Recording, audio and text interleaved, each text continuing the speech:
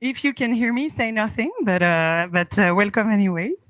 And really delighted to be with you guys tonight. My name is Rachel. I'm a partner and China General Manager for Fabonovo, and I'm a coordinator of the marketing group at the French Chamber of Commerce. So I'm really delighted to be with you tonight, online and offline.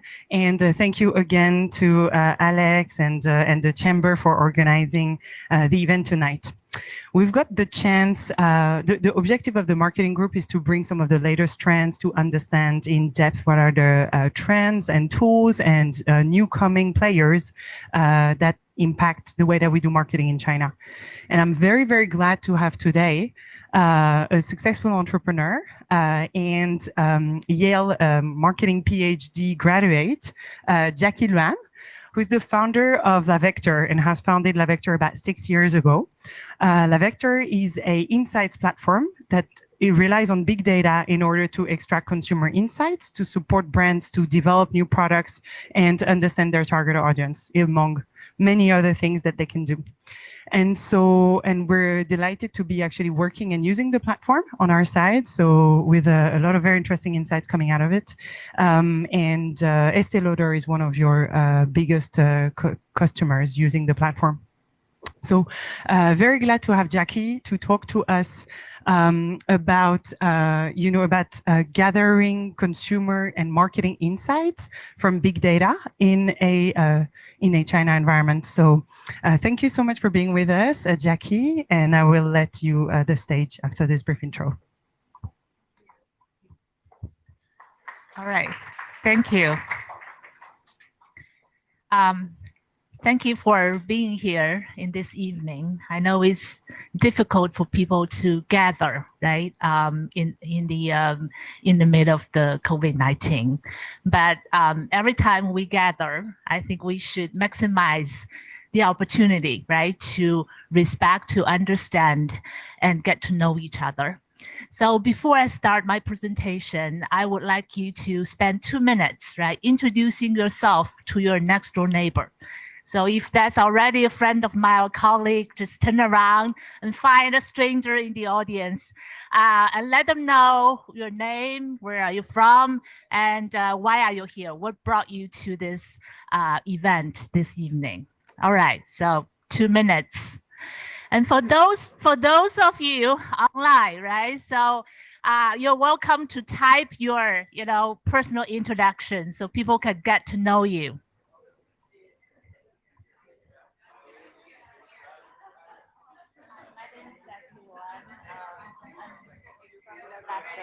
And I'm here to get to know this amazing audience of people and to share my experience with customer experience management.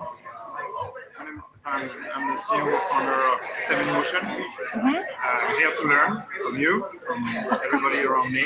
Okay. Meet new people. Okay. So why do you think it's a valuable topic to justify the time you invest this evening? Valuable topic. Uh-huh. I rose very quickly at the topic, but I know that the chamber is usually good speakers and quite deep topics. And it's like a good movie. I don't want to know what's happening. Oh, nice. Yeah. Save the intrigue, the mystery. Okay.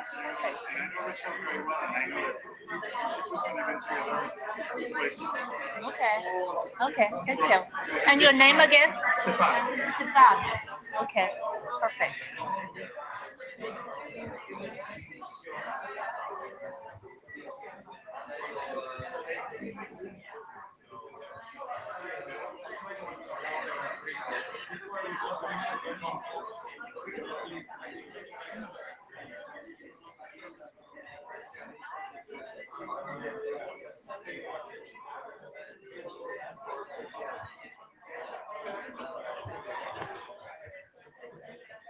All right, time's up.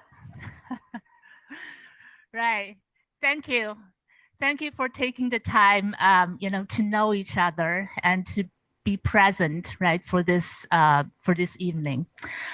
So before I start talking about customer experience systems, right, customer experience management, I want to share with you my personal journey and why I end up in this place.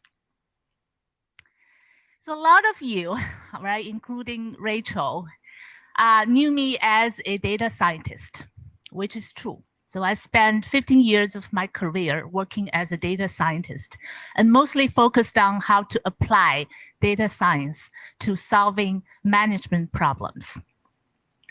But I didn't start out as a data scientist, right? I was an English major in college. So I came from an origin very different, right, from what people imagine big data, artificial intelligence, machine learning, right, involve. So I spent 4 years of college life, right, reading Shakespeare, Lord Byron, James Joyce, not knowing a thing about mathematics and statistics. And when I graduated from Beijing University, and I applied for graduate school, and I thought, marketing would be a good fit for me. Wrongly assuming, right, marketing was all about creatives and narratives.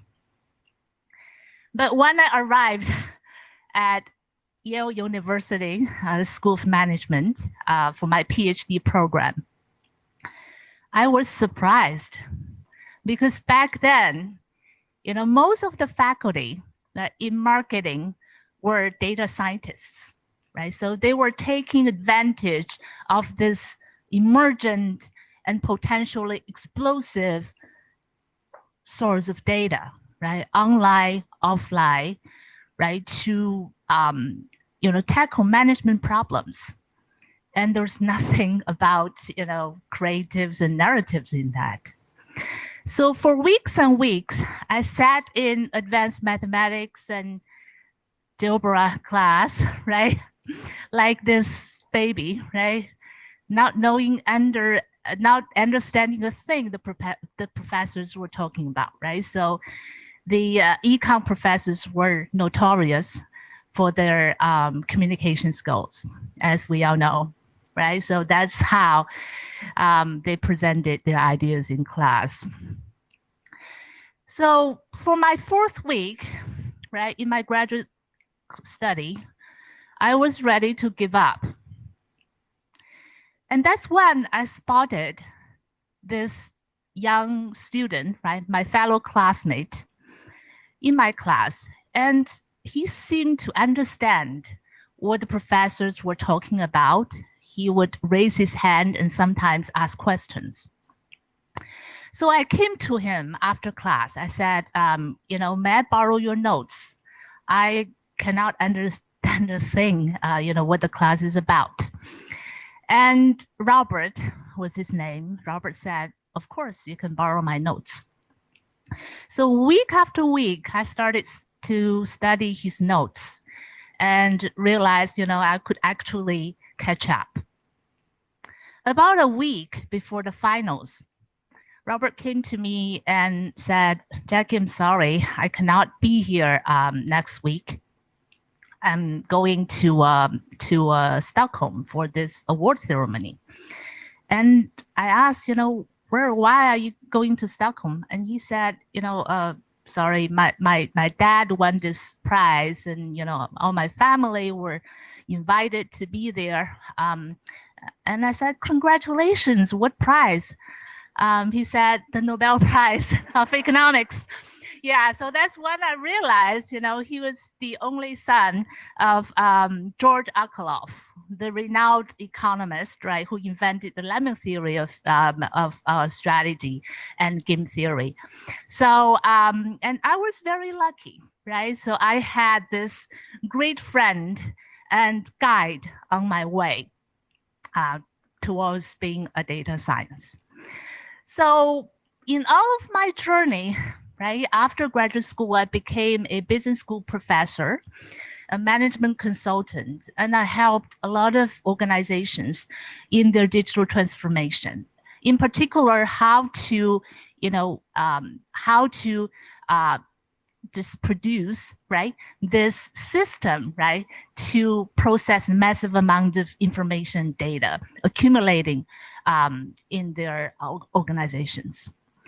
So when I interacted with, my clients, And they always thought data science was like this, King Kong, right? 800-pound gorilla, intimidating, right? So we have no idea what it's about, impersonal.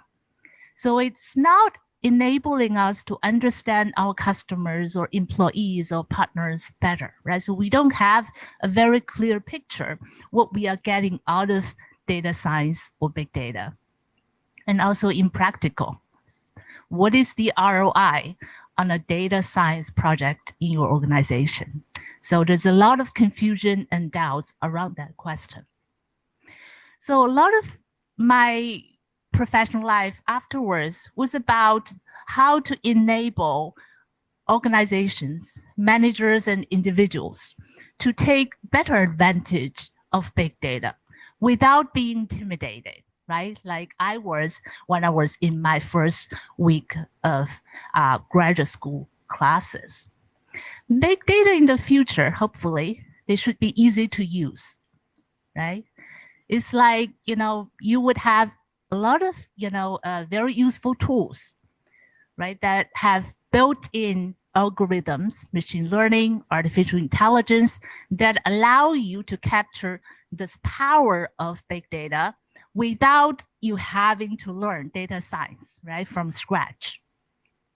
Big data should also be customer-centric, right? So they should allow us to build our organizations inside out, right, around our customer in the center.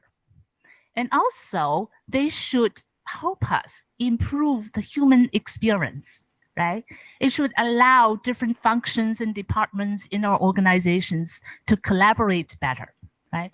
It should allow us to understand what is happening to our customers better, right? In real time, in a very clear way. And also, they should improve the experience, right, of our employees. So how do we do that, right? So that basically led me, right, to what LeVector does, is that we focus on customer experience. And a lot of you came to today's event, right, having this intuition that customer experience is very important, right? It's a vital activity or process that all organizations should prioritize. And here's some very enlightening data. So every 2 years, Gartner conducted this customer experience survey, right? So this is the survey from 2019, about a year ago. So it sent these questionnaires to 400 organizations, right, in the US and Europe, and asked them, right, do you think that customer experience would be a part of your core competitive strategy? And 86% of the survey respondents say that they believe their brands and organizations will compete on the basis of customer experience, mostly, right, or entirely within 2 years. So what is happening? So we always know that customers are very important, right? So basically they give us all the money, right, to our company. But a few forces contribute to this trend, right? Really making customer experience the CEO's top priority in today's organization. So what is happening? So let's think about the past 2 decades. The number one feature in marketing or business would be the death of the traditional mass media. Long gone are the days where you can use the major networks of TV or radio print to reach the majority of your consumers.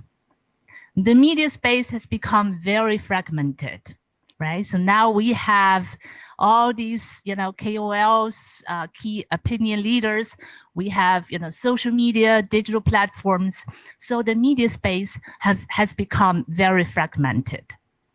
As a result, customers or consumers, they have a lot more power than they used to have.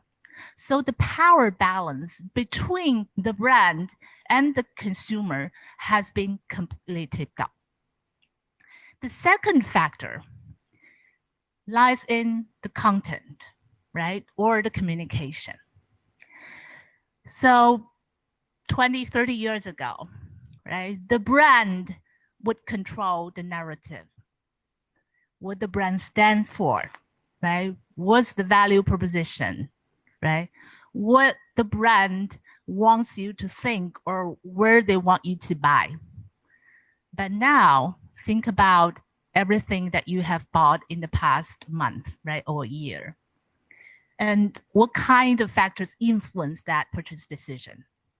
Probably not from the brand, right?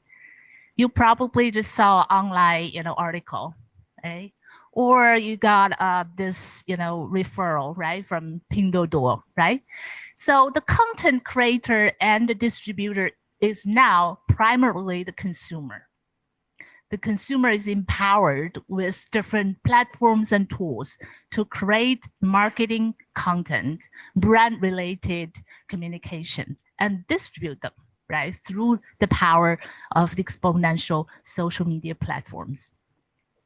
The third underlying factor would be, as a result of the globalization, right, the supply chain and the different components in the supply chain has become more and more commoditized.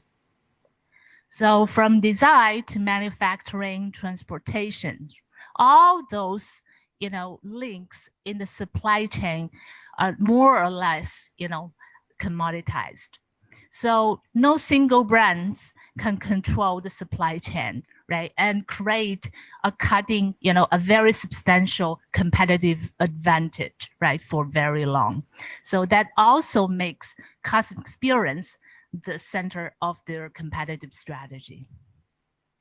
And also the rising cost of acquiring new customers, right? So I was talking to a e-commerce, one of the biggest e-commerce operators in China, and he told me that in the past 10 years, the cost of acquiring a consumer online for their online stores has 10 times higher now than 10 years ago. And the same trend has happened not only in China, but also in the US and Europe, right? Where the Facebook and Google advertisements are now much more expensive. So to summarize all these factors, right? So they make customer experience, right, a powerful and potentially the only sustainable competitive edge in today's marketplace. And if we think about, right, how customer experience actually affects business results, and we can think of a lot, right? For example, if your consumers have a better experience, right, they're likely to be more loyal, and it would consume less resources to retain them, and with a higher lifetime value, right, the LTV. And also, today's brands count on their loyal consumers, right, to be the social media evangelists, so and to endorse their products, right, in new product launch, in repeat purchase, in promotion campaigns. So it also has a very considerable effect on favorable word of mouth as well as social endorsements. And of course, right, so as businesses, we care about our top line and bottom line. And there has been a lot of research, both in academia and also in industry, underlying the substantial effect of improved customer experience on revenues and profitability. And also, please note here, when your customers have a greater experience, when the brand offers a customer-centric culture, and around that, you can build a more engaged employee base, and also you can retain your employees better. So customer experience is really at the root of the employee engagement and experience as well. So greater customer experience becomes a source of meaning and purpose for the organization. And it would be a sustaining force in lifting the company culture forward. And here's some interesting results, right? So in terms of all these business outcome results, right? So what percentage of executives, right, in all the organizations, they recognize the effects of customer experience. So for example, you can see that 63% of the survey respondents in the Gartner 2019 reports say that they believe that customer experience lead to improved revenue. And 55% of the executives say it leads to increased customer retention and reduced churn rate. So it's a lot of evidence, right? Customer experience is a big deal. It adds value to the brand, adds value to our operation, and also it adds value to our customers and employees overall personally. And very interestingly, this trend towards prioritizing customer experience in an organization also gives rise to a new role called Chief Experience Officer in a lot of companies. So if you compare the 2019 survey results with 2 years ago, right, 2017 survey results, you can see that 2 years ago, about 40% of the companies, enterprise-sized companies in the survey did not have a role called CXO or equivalent of Chief Experience Officer. But in 2019, only 11% of the enterprise-sized organizations did not have this role or equivalent of Customer Experience Officer. And also, this set of data gives you a sense, who this role reports to, right? So the bottom chunk, right, indicates reporting directly to the CEO. So in 2019, about 50% of the chief experience officers reported directly to the CEO. So customer experience now is not a function, right, within marketing or within customer care or call center, right? So it is an organizational wide role as well as process, right? Holistically looking at what the customer experience is for the organization and how to improve it systematically.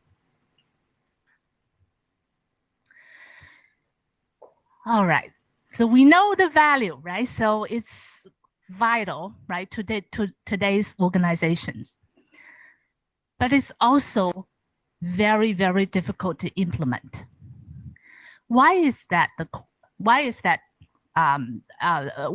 Where does the challenge come from, right? So when we think about customer experience in today's marketplace, right, we think about so many different online and offline touch points, right? In the past, maybe the only touch points would be your stores, right? The consumers go into the store, they buy the merchandise, end of the experience.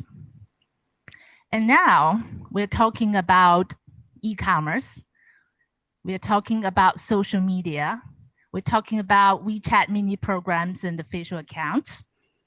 We're talking about your call center, right? We are talking about different, consumer communities, right? It's a lot of different touch points that we have to monitor and consistently manage, right? So that the proliferation of consumer experience touch points make it very difficult for companies to have system-wide CXM. And also, the challenge lies in the insufficient, right, of technology, right? Outdated tools. If you go to a lot of organizations and ask them, how are you monitoring your customer experience? and operationalizing your customer experience? And they would answer, we have this, survey a year, getting a NPS score or asking them how satisfied they are with our experience. Right? So we're still using the tools, right? The companies used 50 years ago, collecting these surveys. However, most consumers, they don't, go to surveys, right, to share their opinions and sentiments. Suppose you have a bad, consumer experience. What would you do? So what would you do if, the product that you bought turned out to be, terrible? And so what would you do? On social media. On social media, right? You posted on social media that, you're really pissed off, right, about the poor performance. Anything else? Angry review.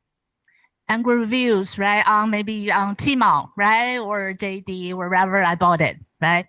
What else would you do? If it has some quality issues, maybe I will report directly to the administrative authorities. Ah, okay.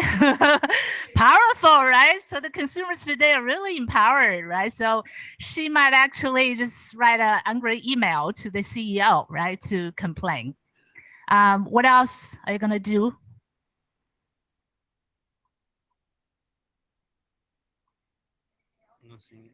So you're never angry with the products that you purchase?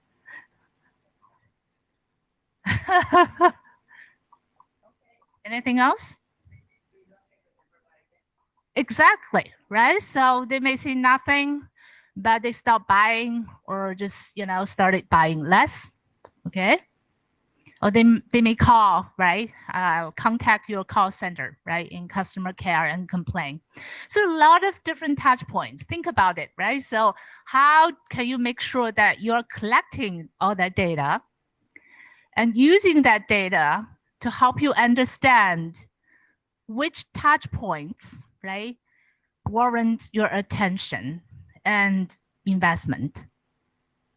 And also, how do you distribute, right, this information to different departments and different functionalities in your organization, right? Maybe the R&D department needs it because the package is not working, right? But your call center never talks to your R&D department, right?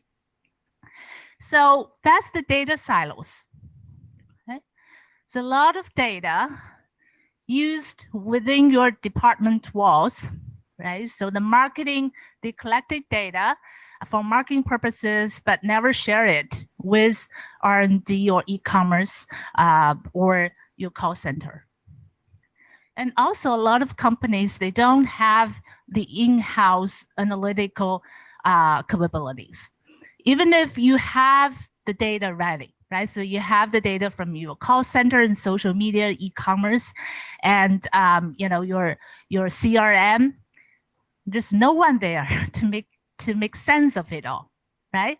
So all these combined make it very difficult operationally to implement a good customer experience management system. So what can we do, right, to tackle these problems, data silos, of the lack of analytical capabilities in-house? We can dream, right? We dream of this magical machine. Right? Think about it, this genie in a bottle. So suppose we can invent this, magical machine of data analytics, right? Think about it, espresso machine. And every single minute, this magical machine collects data from all these sources, right, we just talked about. And the machine has a lot of fancy data science capabilities built in, right? Making sense of voice, making sense of pictures, making sense of your intentions and complaints and topics and interests. And we can just customize, right, our business deliverables, right, from the machine. Maybe we want lattes, or maybe the R&D department wants cappuccino, right?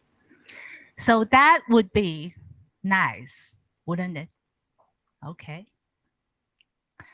So how do we start, building such a machine? So let's see what's in it, right? So over the years, so we started thinking about how to build this magical machine, right? So we are not there yet, right? But we and companies like LaVector, so we are starting to build these machines to enable a lot of companies perform the tasks without having to invent all their in-house, right, genies in a bottle. So this is the machine, right? Think about it. This is the hub, right? The hub collects data. So these would be the coffee beans from different continents and different varieties. They may come from, social media, right? They may come from your e-commerce.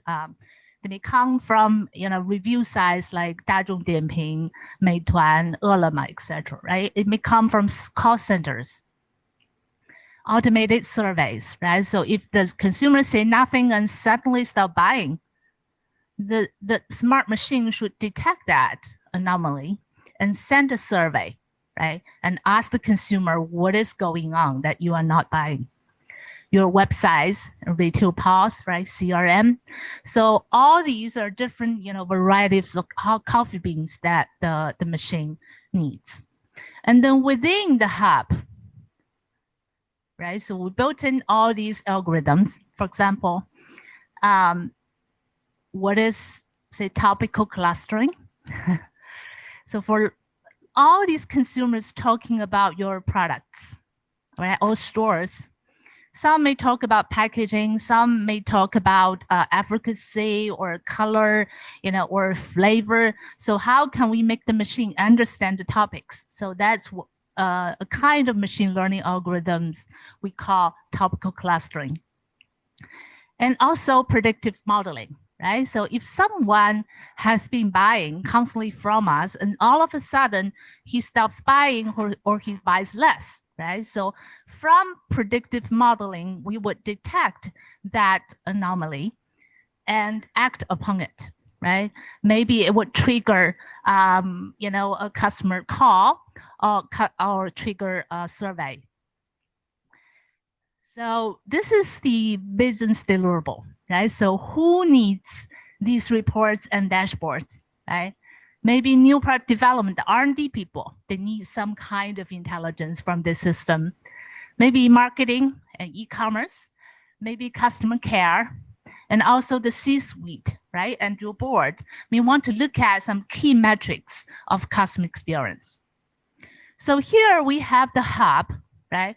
The hub processes all these, what we call the heterogeneous source of unstructured data, right? They are unstructured because they're not in the form of 1, 0, 3, right? They're in the form of, pictures and text and voice and, videos and TikTok and whatever. So the hub processes and analyzes all these data and produce, and distribute, right, the relevant information, charts, and intelligence to the relevant people or department. Okay, so this is how it looks, right? The technical nitty-gritties. So you don't need to really have to be an expert, right? But the idea is that, right? So these are the coffee beans, right? This part, this is the espresso machine, and this is, right, so the lattes and cappuccinos of business, intelligence. All right. So any questions so far? Okay. All right, good. So what is happening in customer experience management, right?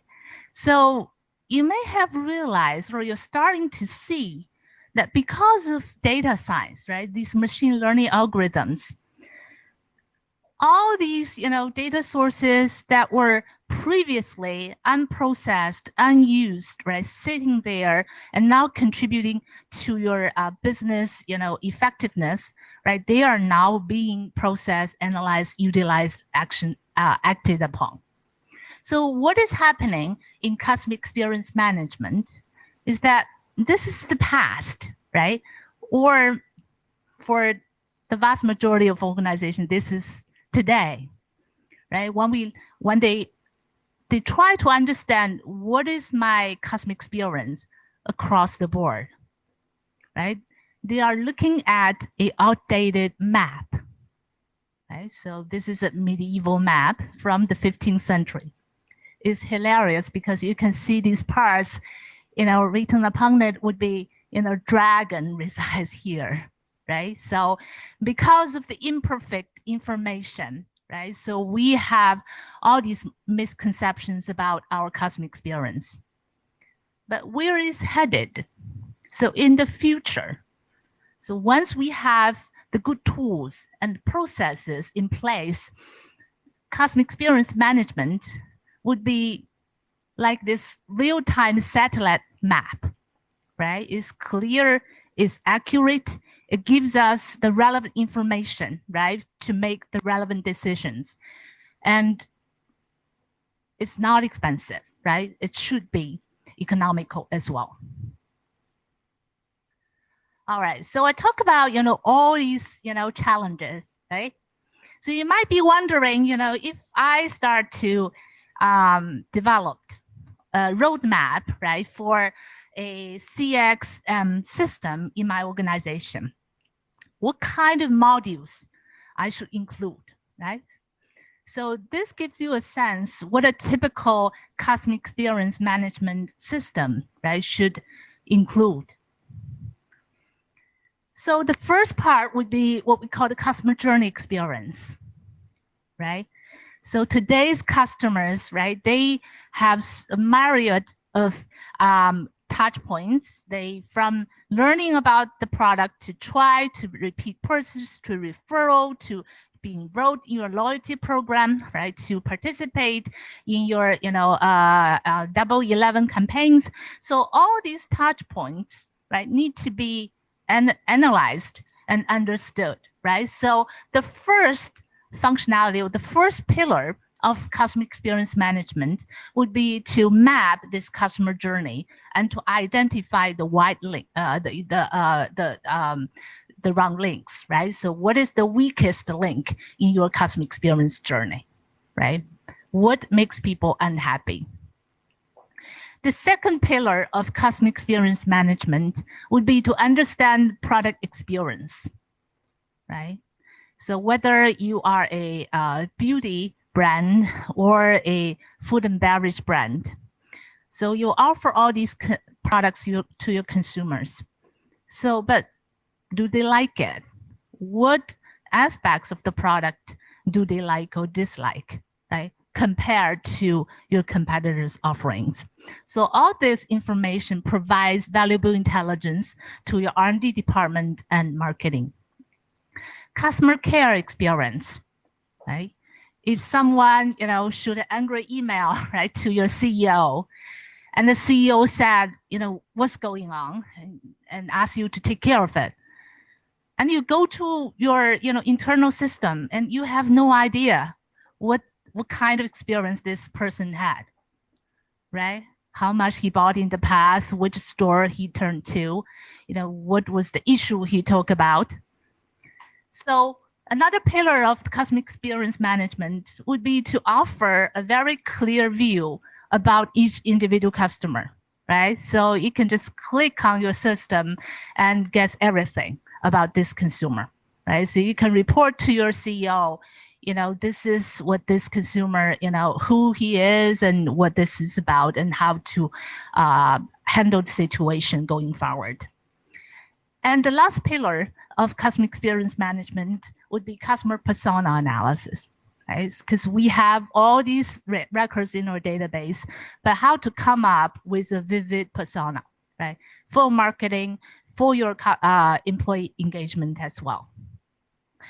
And the underpinning of all the system would be the right process, the right tools, and the right metrics.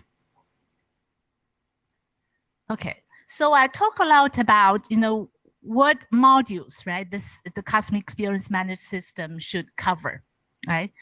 And you might be wondering, how does data science or how does artificial intelligence or machine learning really help, right? So why a lot of the tasks that we were not able to do in the past are now doable? So let me give you some examples, right? How modern machine learning is helping, right, customer experience management systems. So I talk about, understanding language, right? So when you send out a survey questionnaire, right, you include maybe 10 questions and asking the survey respondents to rate them from 1 to 5. So that data set is what we call structured data. Right, because it takes the form of these numbers. But what about the consumers who posted on social media, right? So this is a very typical, review that the consumer writes on the Little Red Book, right, 小红书, about a certain product, right? So it says, I intended to buy this serum for very long, right, 种草, right, very particular Chinese idiom. And now I bought it. The morning after, I felt that my skin the texture was so smooth, and also it brightened my complexion. And on one hand, I enjoy the product very much. On the other hand, it's too pricey, right? So how do you make sense of this paragraph, right? As a human, we understand what this girl is writing about, but how can we teach the machine to understand it? So first of all, the machine would tackle the relationship between all these different words, right? For example, all this paragraph is about specific brand. In this case, Shiseido, and a specific product, right? 红腰子, right? A serum, right? What is the product type, right? What are the different sentiments, keywords, or different intentions behind this paragraph? And at the end, we'll be able to see, for each, for example, for skin feeling, what is the sentiment and attitude expressed? What about for price, right? What about for maybe the service experience, right? So we can use NLP, natural language processing algorithms, to process this type of data actually very fast, right? So now we have a machine that process consumer voice of consumer data about 20 million posts per day. And also, you might be wondering, a lot of the consumers, online recommendations take the form of visuals, right? Pictures, images, right? Short form videos on TikTok. So how can you make sense of this part of customer experience as well?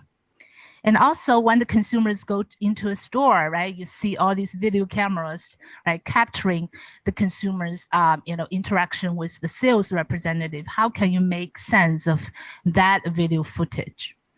So underlining that type of analysis is what we call the computer vision, right? So now we use RC and it's a type of neural network technologies, right, in machine learning, right? It can help us identify, for example, the objects, right, in the image. For example, this is, some cups, table, and based on the objects, right, it can predict the context or the setting, right? So it predicts that with 80% accuracy, it is in a coffee house, right, or chain restaurant. And also helps you to identify, what other, products and brands are also appearing in that image, right, together with your brand and products. So it helps us understand a lot of very rich customer experience touch points without having them say a single word. All right. So I think I'll spend, a few minutes to walk you through two real cases, right? So these cases illustrate how some companies are already utilizing these technologies to transform their customer experience management, and what is the result. Okay, sure. All right. So the first case is about understanding the consumer's personas. And this is a real challenge facing one of our clients. Is a major fast-moving consumer goods brand. And this brand wants to effectively market to consumer in the lower tier city in China. Lower tier city means tier 3 and below, right? Tier 3, tier 4, tier 5. For example, Shanghai is a tier 1 city, right? And Hangzhou is a tier 2. So how do we understand this consumer? The client had no experience because they were very, very good at marketing to tier 1 and 2 cities, but not to the lower tier city. So how do we do this, right? The first step, we would look at all those consumers in their customer experience management system, right? In their CXM. And using a GMM algorithms, we can group these consumers based on their behavioral, demographic, and their interest labels, right? For example, we identify all these consumers on social media, right? Being the customer of a specific cosmetic brand. And we not only know this consumer social ID, we also know what other posts this consumer write about, right? Where she goes for vacation, what movies she watches, right? What other brands and what skincare routines she usually adopts, right? So a lot of that is in this data, and we use the labels to segment the consumers into different groups, right? And once we are done, right, with the segmentation, we can help the client understand, with each group, right, what about their typical, brands and products used, right? And what are the pain points? What marketing materials and marketing and communication angles are most relevant to them? Okay, here is one example. Right? So we can look at all these millions of consumer records in their CXM and identify 5 archetypical customers. And for each customer, right, we can understand their attitudes, their skincare features valued, and the size of each segment.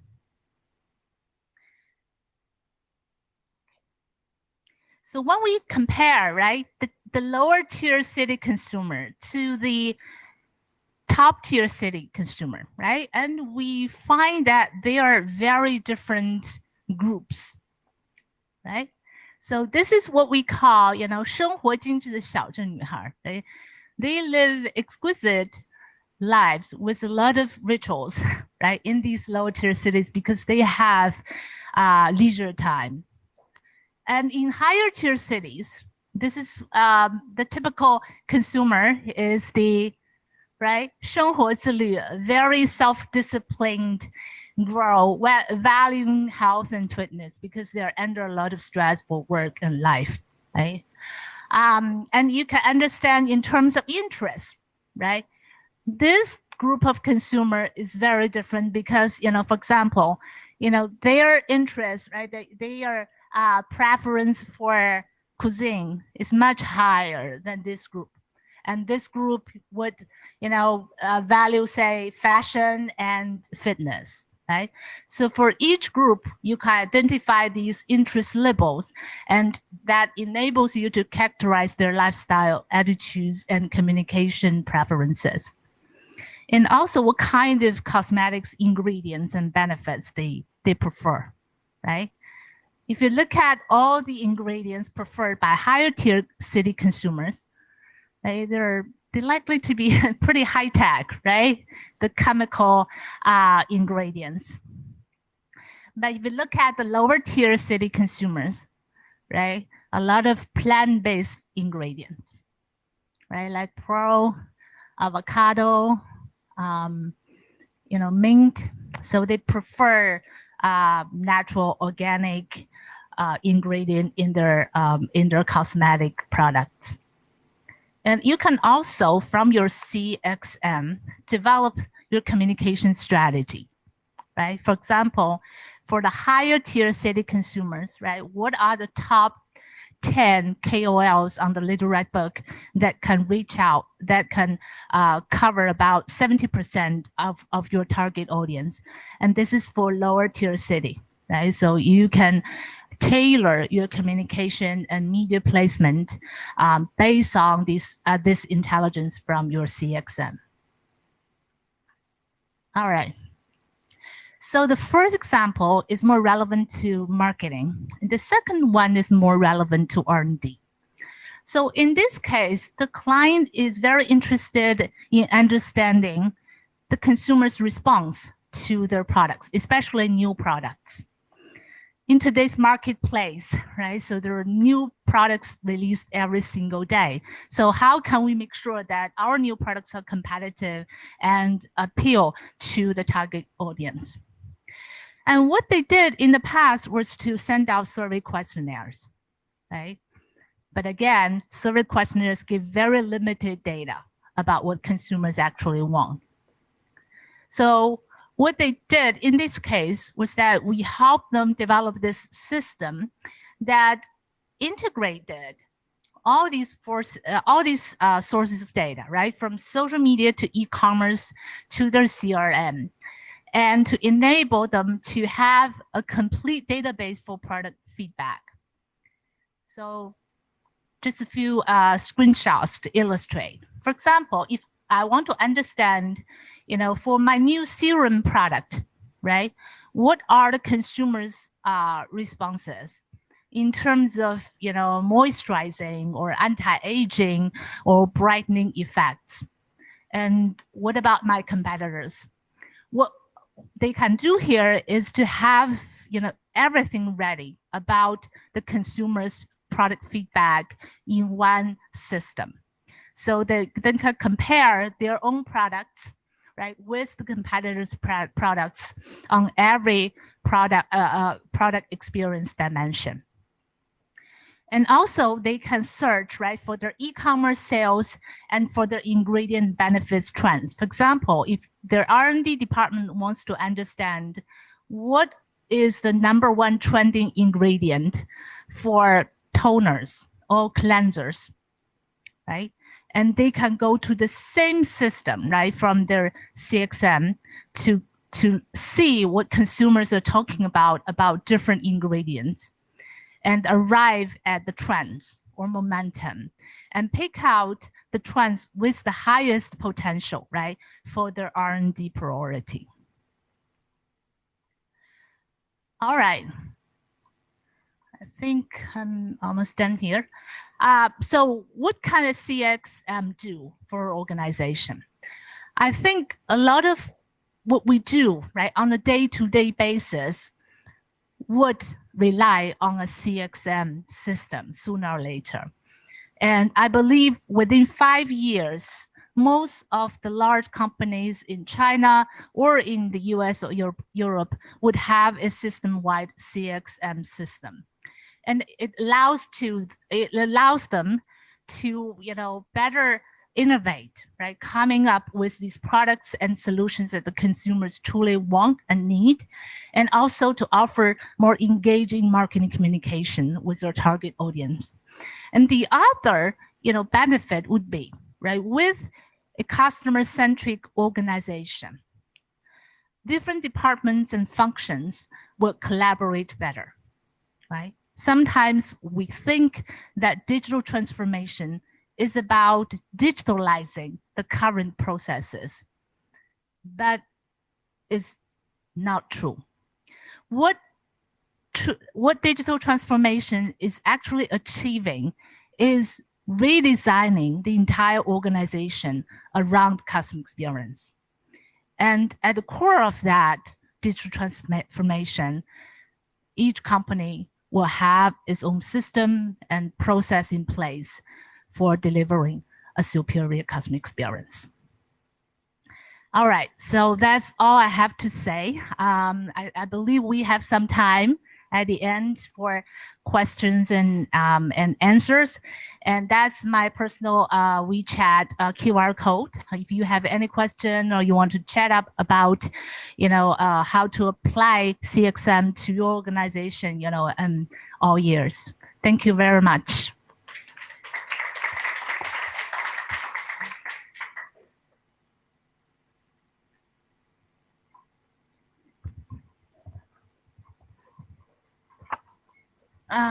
Okay. First, thank you. It was very interesting. I learned lots. I have one question about the case. You were talking about the FMCG brand.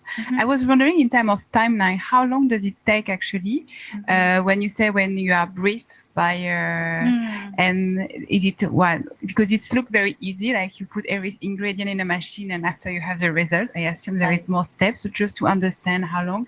And secondly, also, how do you see, because it's true, it looks very appealing because we can see it's look much more simple than our life actually in a company when, as you mentioned, we have a lot of elements, but it's more about the qualitative insight for me. So sometime in a company, we also need, of course, to have the data, but also to have this face-to-face with the clients, this real life insight. Sometimes, it's also very important not to be only with average, because sometimes we can be only with average and we are maybe missing some granularity about our consumer.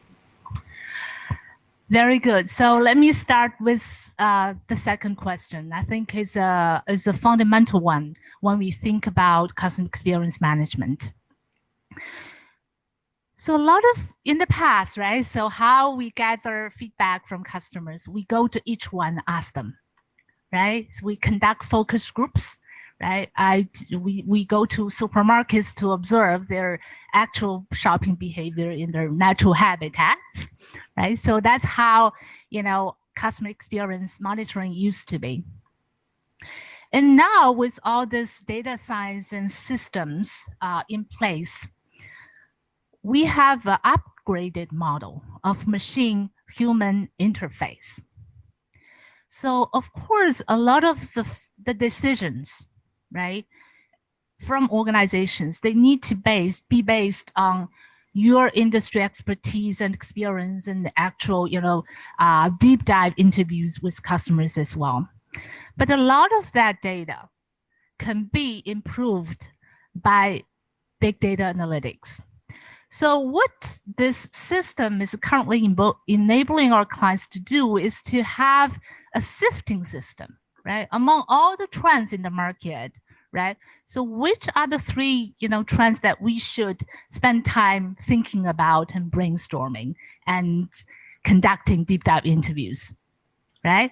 Or among all these consumer complaints, what are the three areas, right, with the highest ROI potential, right? So in the past, a lot of this is based on the manager's intuition, right?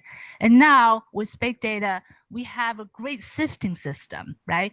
By looking at all the data out there, right? And we generate better hypotheses to improve our productivity, right? Again, no systems or no softwares can replace the human touch, right? So it's always at the end is the human touch. The data helps you touch lives better, right? But in the end, it's your sales representative, is your employee and call center manager to actually interact with the consumer. And the system helps them do their jobs better. And the first question, right, about deployment. There are different types of deployment. In the past, some of our clients started by customizing their entire CXM system, right? That is, I I have about 20 million, right, in a year to invest in this project. I would choose a dedicated vendor to build this system, from scratch.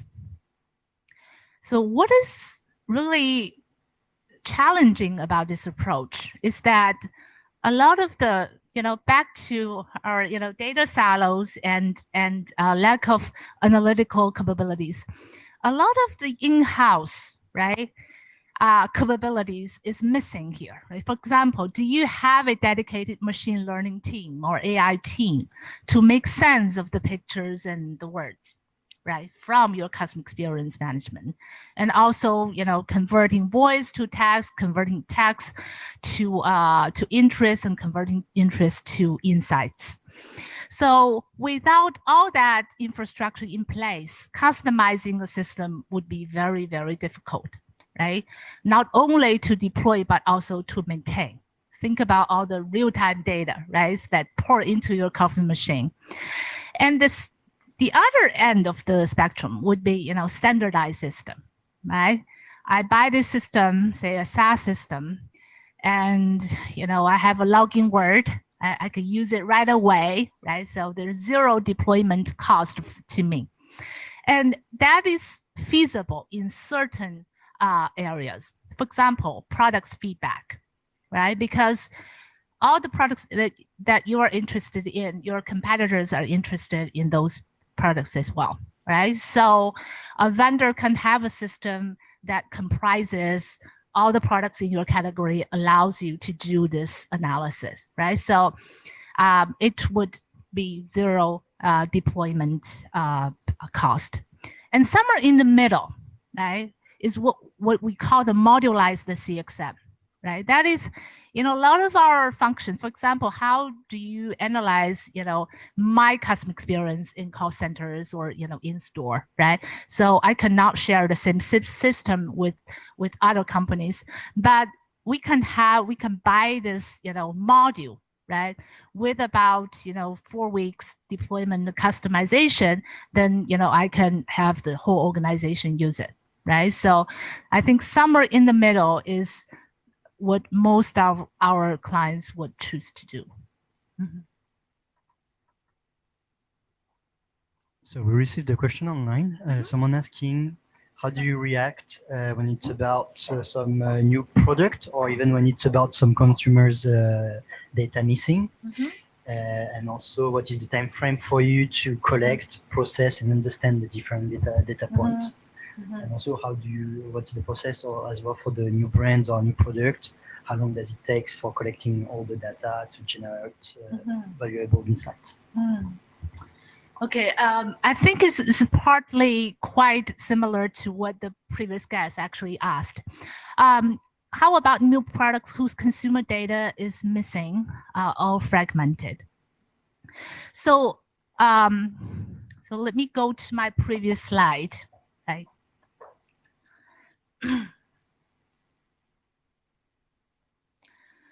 A CXM system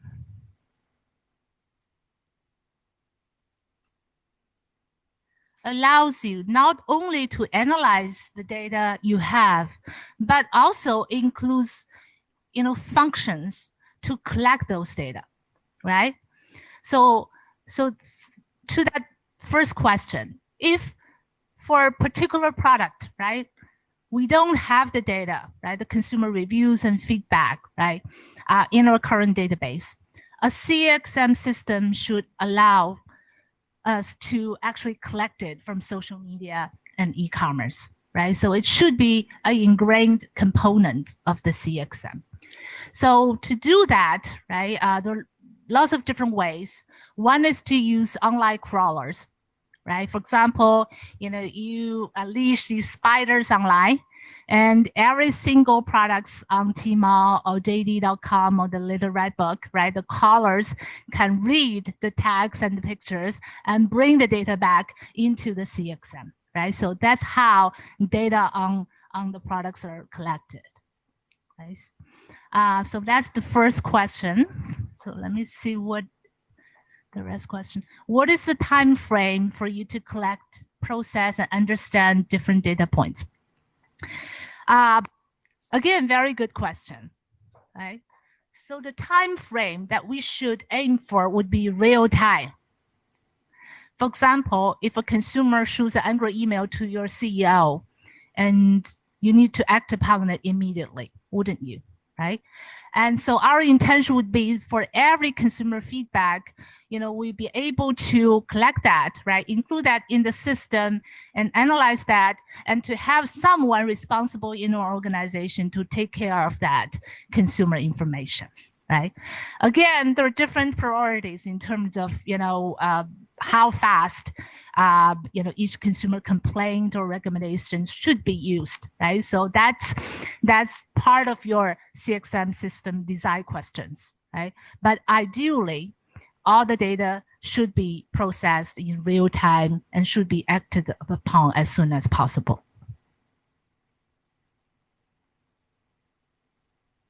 And the last part was for a new brand or product, how long is the time frame to collect enough data in order to generate valuable insight?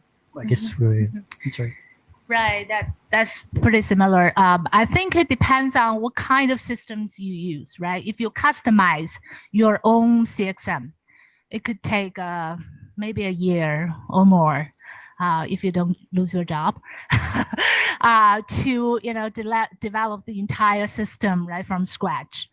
But I think there are good modularized solutions in the market that you can choose and pick, right? What is suitable for your needs. And deployment for LeVector typically is about 4 to 6 weeks, right? So that basically is based on whatever product technology we have already built, right? And we can customize that. It's like Lego pieces, right? You can put Lego pieces together, right, to make up different shapes for different organizations. I have a pretty specific question. When you do social listening and when you crawl, like let's say Red, how do you take apart the real organic reviews and comments from what the brand is paying for with KOLs? Because that can skew your analysis and your understanding of what consumers really like and appreciate about your products. So how do you take those apart? Very good question. So in terms of contents are produced by everyone, right?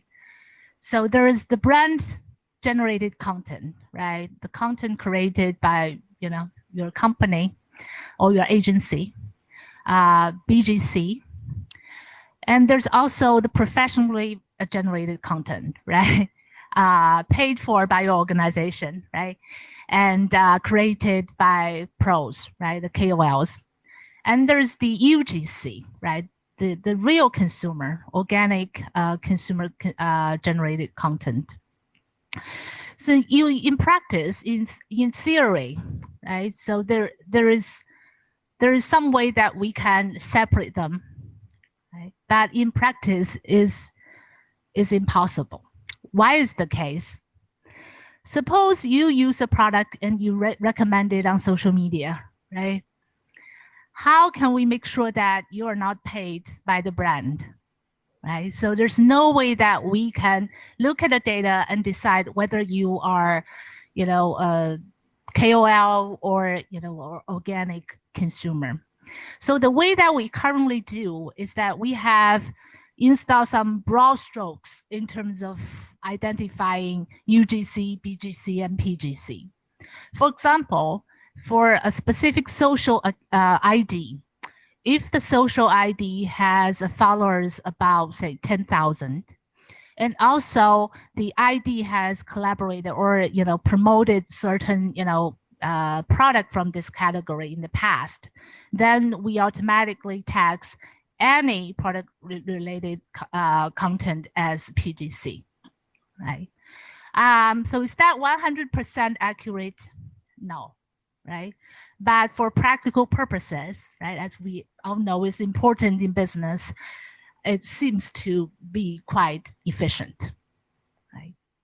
And also the other consideration is that suppose you are a consumer, right? You go online searching about certain products, other consumers experience. You can really tell, which product, which content is paid for and which content is organic. It's all about all this information there that affects your decision. Sometimes consumers trust their influencers, their KOLs, even knowing that the content is paid for, right? Because they believe in the honesty or the trustworthiness of the KOLs. Mm-hmm.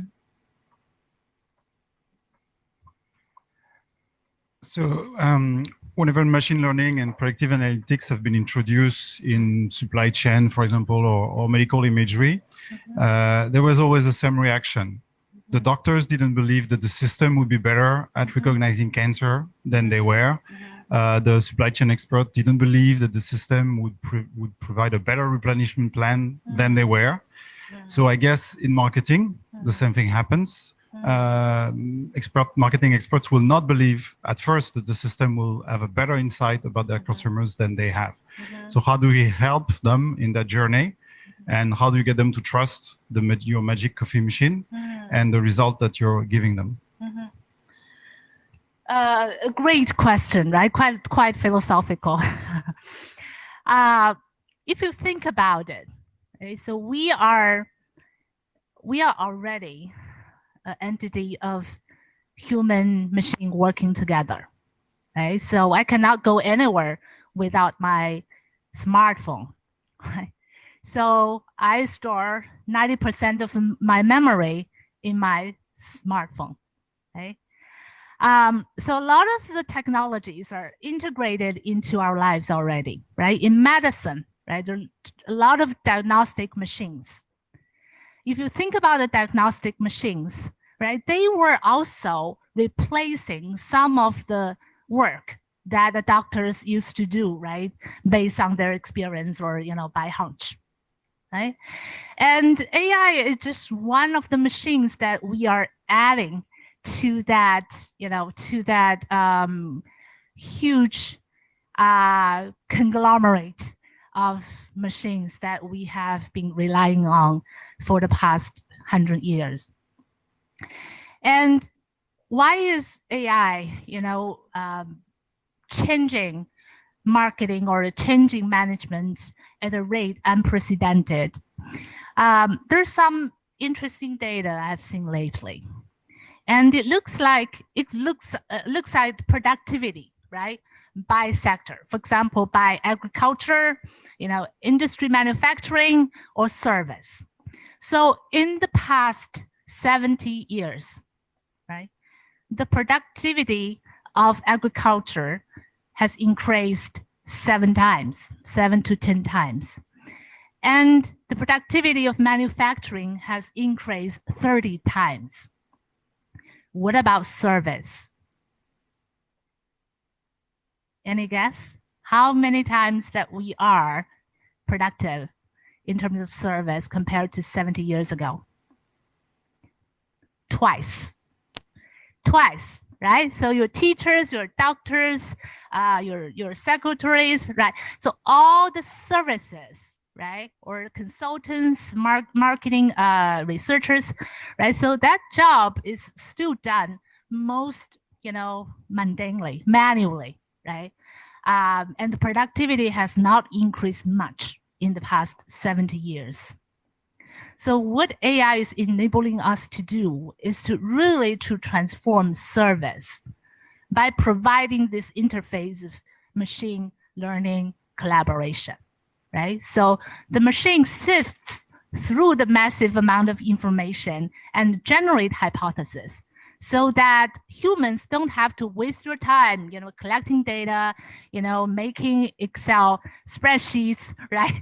Now you can just look at the dashboard and see these are the 3 areas that we need to look at more closely, right?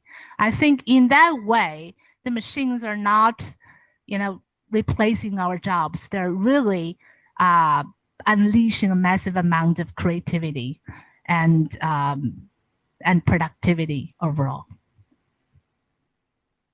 I'm not sure whether that answers your question or not. Yeah, I think fundamentally, right? So the marketers, when does the marketer, decide to trust data? Because the data helps them do their jobs better, right? Mm-hmm. Right. Right. That's quite a roundabout way of making that point, though. Mm-hmm. Is there a certain accuracy that you aim for when you're developing your models? So that's the first question I have. And I think to kind of tie into Stefan's question of, I was just wondering, so when you create these products for your clients, do they just automatically accept them, or is there any kind of pushback from clients that might not necessarily understand how specific models work, especially when it comes to neural networks that tend to be a bit more complicated? So I don't know if that, yeah. Yeah, so let me start with the second question, right? So when you drink your coffee, your latte, right, do you need to understand how the machine works? Right? Most of us don't. Right? So we don't understand how the espresso machine works, but we enjoy the coffee nevertheless. So the same applies to CXM system powered by AI big data as well. I think the clients are more interested in, understanding what they can do, right, for their organization. Right, so I think the results speaks much louder than the mechanisms. But again, I think in terms of the real interaction with clients, there's always some education, right? In teaching them, basically what I have told you about, right? So how the machines are making sense of human speech and making sense of visuals and videos. So that part of education is useful, but they don't need to be artificial intelligence scientists in order to use the system. Yeah. So the first question, can you say it again? Mm-hmm. Mm-hmm. Very good. So all the algorithms are, you can think about them as learning organisms almost, right? So we feed the data, we feed the model with data, right? With say in supervised learning, we feed the model with data. The data learn from the model learns from the data and becomes better, right? And then by reading new samples and new data, the model improves itself, right? So that's why machine learning is so powerful. Think about a 3-year-old, right? So the first time she sees a cat, right? You tell her it's a cat. The second time she sees a cat, she can say it's a cat, right? So we humans, we need a very small sample to recognize the patterns. But it's not exactly the case for machines. Sometimes we need to show the machine 300 pictures of cats for it to recognize it at a 90% accuracy. Right. So of course, we have a certain accuracy standards, typically, 85% or 90%. But for some mission critical tests, we would increase that threshold as well. But I think the challenge in training these models is always to have this massive amount of training data, right? All the pictures about cats to teach the machine to recognize the pattern next time it sees a cat. Great. I think it's time for us to wrap up this session. And I have an answer for you, Stefan, so we can talk over a glass of wine. So thank you so much, Jackie, for sharing your experience, your expertise, and your cases. I think cases really bring things to life, so make things very concrete. So thank you so much. And it can be a very intimidating topic. So I hope you guys are a little bit less intimidated and more open to discovering the ins and outs and how that can serve your business. Thanks for joining us online. I know it's not as fun, but thank you for being there and sticking out until the end. And for those who are here, I believe we have a couple of drinks and food waiting for us on the other side of this one-sided, how did you call it? One-sided mirror? Like we are a consumer test. So thank you so much, and looking forward for more informal exchange in a couple of minutes. Thank you. All right. Thank you.